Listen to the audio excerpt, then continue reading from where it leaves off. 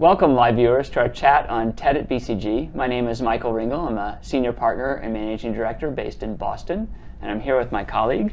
Hi, everyone. I'm Shalini Unnikrishnan. I'm a partner and managing director in our Chicago office. And we're excited to share with you some of our own experiences as former TED speakers, and then also talk about the upcoming Reboot themed event happening next month.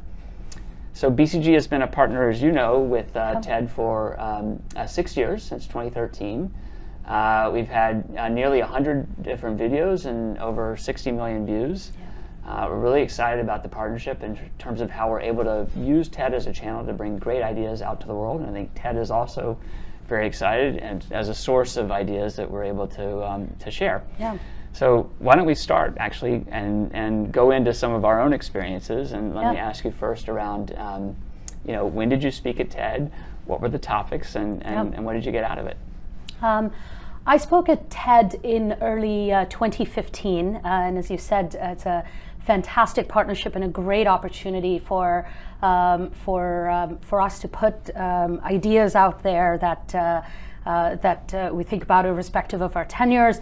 I had just come back from leading BCG's work on the ground during the Ebola response, sort of the peak of the crisis, and I talked about the need for completely rethinking the model for intervention in emergencies in my TED Talk.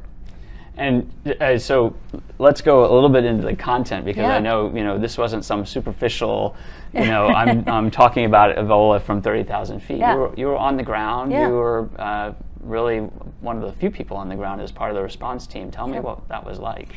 It was a challenging time. Many of you will recall sometime in 2014, the world kind of faced a very serious crisis. It was an epidemic and a crisis that we hadn't seen before in terms of the scale of it and how fast it was growing. By about August-September timeframe of 2014, things had hit a real crisis point, and the curve of the epidemic was kind of growing exponentially and really had to be bent down to start to control it. The UN created a new entity. It was the first time in the history of the United Nations that they all came together, the General Assembly, and created an entity called the UN Mission for Emergency Ebola Response. And we were there from day zero. We were there in actually helping craft the resolution, in designing that organization, in actually going along with this new entity on the ground to manage the overall international response. And that entity was up and running within 2 weeks on the ground, and we went with them. In fact, the head of UNMIR, Tony Banbury, has said once the whole world was running out of West Africa and the UN and BCG were running into West Africa. And it was a remarkable experience to see this crisis changing day by day, and thinking about how we tackle the problems that were being thrown at us all the time. So by early 2015, we as a global community had accomplished some degree of success in turning the kind of bending that curve, and I got a chance to actually reflect on that experience of being on the ground and working through the strategies, and came to a realization that we have incredibly talented, very motivated, passionate people, but there's elements of how we look at the problem that was wrong, and that prevents us from being effective. And it's really about taking not just a virus-centric approach to the disease, the medical approach, but understanding the communities, the anthropology, how people interact to develop solutions. So that's what I got to talk about. Yeah, I remember the time, obviously, and I was just incredibly proud, obviously, that we had folks involved in the response. It's a pleasure to actually have a chance to talk to you about it and learn more about it, and how we really helped orchestrate not just the public sector, but also the private sector response. And obviously, there are many hands make light work, and it was impressive. Absolutely. Michael, on that note, tell us a little bit about your TED Talk. When was it? Sure. What did you talk about?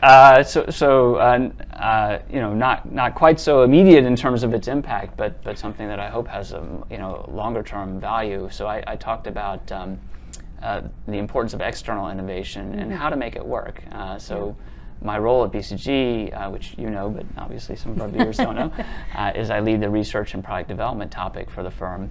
That cuts across all industries, but my own work is really in pharma, and especially in pharma, but frankly in any research-heavy industry, the question of how you bring in the best ideas, not just from within your four walls, but outside the four walls, is a really important one, because as the pace of change increases, getting better and better at identifying the new trends and being able to pick up on it, it becomes not just valuable, but actually crucial for the companies to succeed. But it's not easy. So how do companies actually create that porosity to be able to interact with the outside world, to not see outside ideas as foreign, and somehow in some ways actually a threat, and instead see them as a benefit and do the right amount of culling to pick the right ones that actually fit with the company. And so I shared some data around actually how bad we are at it, as not just specific industries, but across industries. And then we talked about ways to improve it, which is, ultimately it's a form of cooperation. And the way you try to improve cooperation is you make it in the interest of the folks involved. And so how do you change the incentives really at the rock face level to incent the cooperation was what my talk was about. And I would encourage you out there to go click on TED and watch it if you want to learn more about it. And it's an idea that resonates as I think about my own experiences in the social impact space. I can see the importance of being able to find new solutions and new ideas from different places, and how we all need to get better at that. And we're not institutionally, most companies, most social sector organizations are not set up to do that well, like you said. That's right. Fascinating. So tell me about, not your talk, but your journey at BCG prior to that. What got you to the spot where you are?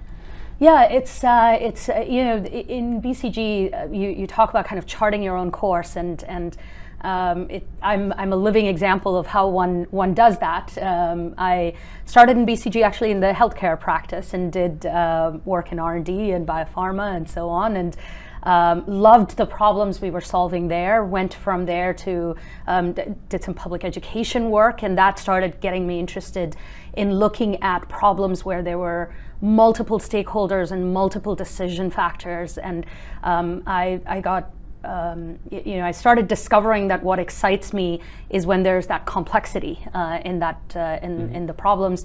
No shortage thereof. No shortage, exactly. And there's all these opportunities and experiences that kind of come along in the journey that we all take. I actually took 2 leaves of absences, the social impact leaves of absences that we have at BCG, to work with Tony Blair's then Africa Governance Initiative, now Tony Blair Institute, and was embedded within the governments in Rwanda, and then with the president of Malawi, really working day to day inside the government with the president's teams and with the president, trying to figure out economic development strategy, private sector investment approaches. How do we actually advance the agenda? And so, TED is a remarkable experience, but in some ways it's almost reflective of what you get to do along the way in BCG, and try lots of different ways to kind of grow and challenge yourself. It must have been, not just professionally rewarding, but also personally rewarding to, live in very different cultures, see very different ecosystems. I mean, tell me a little bit about the personal side of the experience as well. Yeah, it is absolutely just an incredible opportunity to learn more about yourself and understand what really motivates you, what really makes you tick. When I was in business school, I was one of those, very confident people that thought I had my whole life figured out and exactly what I wanted to do. And the past 10 years at BCG have really taught me that it's a continuous process of self-discovery and putting yourself in front of new problems, in new cultures, in new challenges, like speaking in front of 500 people at TED. All of these kind of help you realize who you are and what motivates you and how to bring the best out of yourself. So it's been fun. Yeah, in my own experience, I mean, BCG is so fantastic at mobility at every level. So, for new consultants, we have the ambassador program where you can live and work abroad. And actually, I had taken advantage of that when I was second year. Yeah, where'd you go? So I've lived on 5 continents, and so had been around a bit. But we spent our time in Singapore. So fabulous. From 2000 to 2002. Yeah. And obviously professionally it was really rewarding. It's a different set of clients, a different set of problems. Obviously, there are some geographic, specific kinds of issues that come up. But it was also just a really valuable way to integrate into a new society.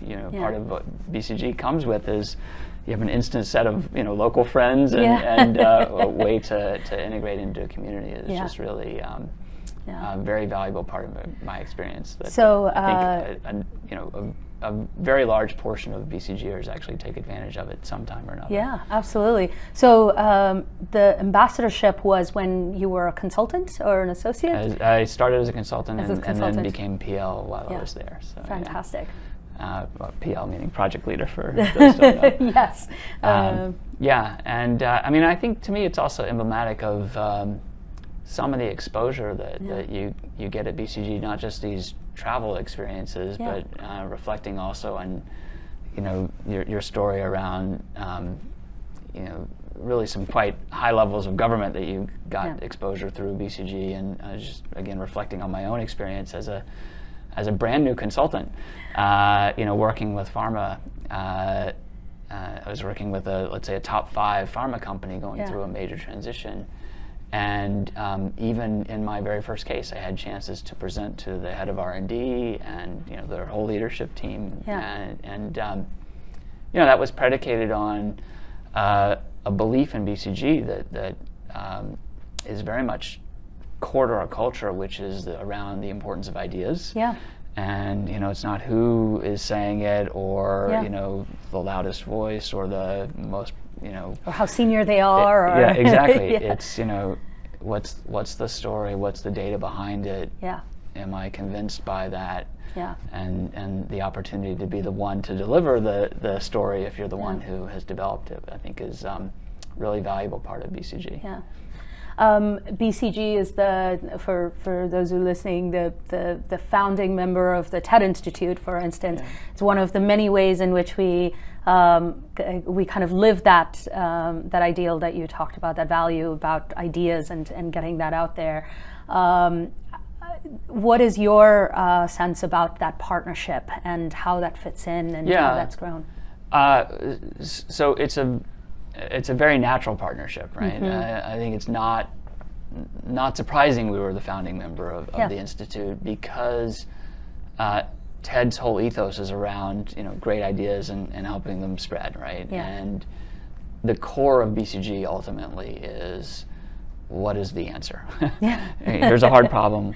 What's the answer? And it is a very data-driven approach to figuring that out. And then, of course, answers need to get enacted in the real world, and that's all about relationships and implementation and making ideas into reality. But that has to start with what's the right idea first. And I think both TED and BCG have that as core to their ethos. Yeah. And so it's been a very natural partnership from the start, and it continues to this day. I think we're all really excited by it. Yeah, absolutely. So one of the questions is around the actual day itself. Yes. So getting up on stage, feeling this anxiety that we all feel around being a speaker. What was it like for you? Well, it was a bit of an emotional roller coaster, to be honest. I mean, there's obviously this nervousness, right?